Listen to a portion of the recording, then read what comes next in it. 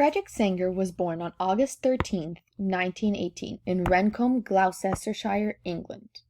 He was the child of Frederick Sanger, a medical practitioner, and Cicely Crewsden Sanger. He was expected to follow in his father's footsteps and go into medicine, but instead he decided to become a scientist. In 1936, he entered St. John's College, Cambridge, focusing mostly on chemistry and physics, but he soon got very attracted to the new field of biochemistry. Soon after he graduated and got his bachelor's degree, he married Joan Howe and they had 3 children. Sanger was brought up as a Quaker, and because of this, when World War II began, he was assigned as an orderly near Bristol.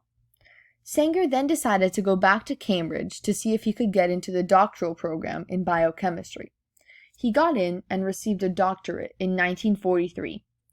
He then proceeded to do many groundbreaking researches, but sadly passed away on November 19, 2013.